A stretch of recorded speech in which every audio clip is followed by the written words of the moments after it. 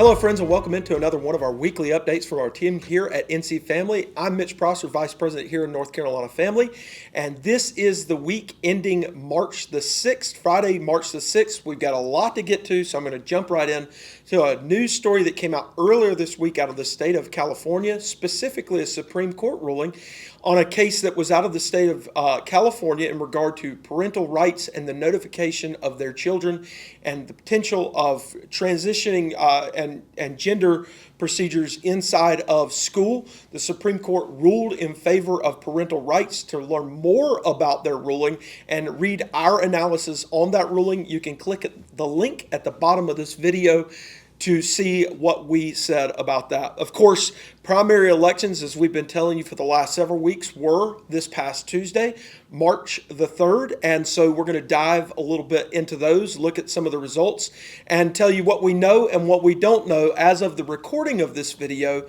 on March the 4th, Wednesday, March the 4th. So, of course, the largest race statewide, there were a few statewide races for judicial nominees and state court of appeals races, but the largest race was for both the Democrat and Republican primaries for our open U.S. Senate seat that will be expiring at the end of his term when Senator Thom Tillis retires. The presumed nominees were Michael Whatley for the Republicans and Governor Roy Cooper for the Democrats. That is exactly what happened on election night.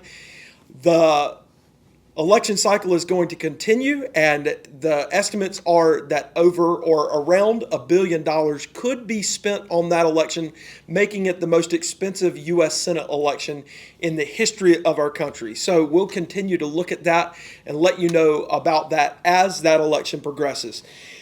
Some incumbents lost on election night, notably, at least at the time of this recording, at least eight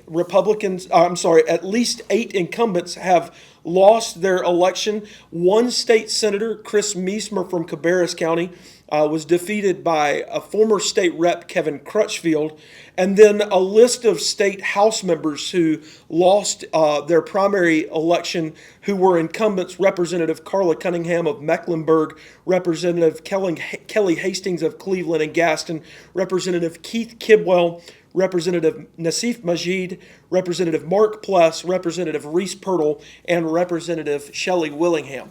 So you can learn more about this and all of our analysis in the link below. You can learn more about what we have said about those races.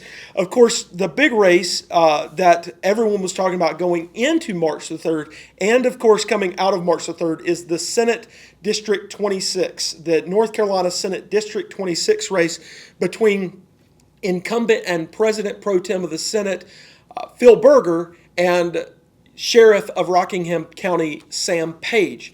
That race has, in fact, come down to the wire, and as of the end of election night, when all of the votes were in that had been reported, Sam Page held a 2-vote lead, not 200, not 20, 2-vote lead over the incumbent President Pro Tem of the Senate, Phil Berger.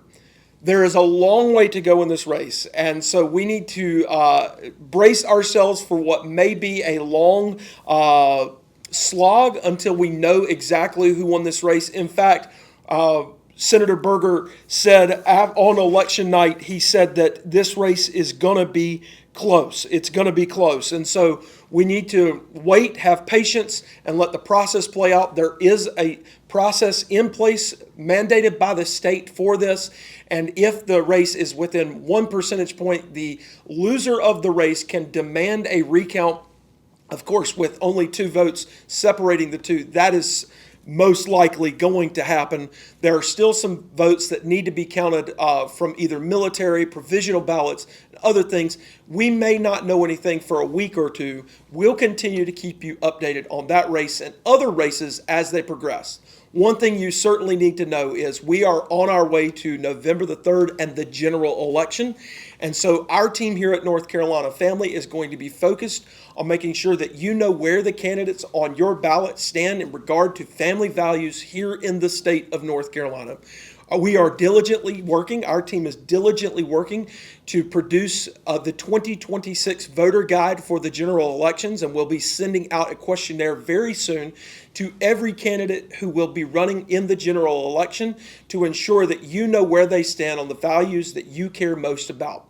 So you can stay tuned for more information about our voter guide coming up in the next couple of months ahead of the general election on November the 3rd.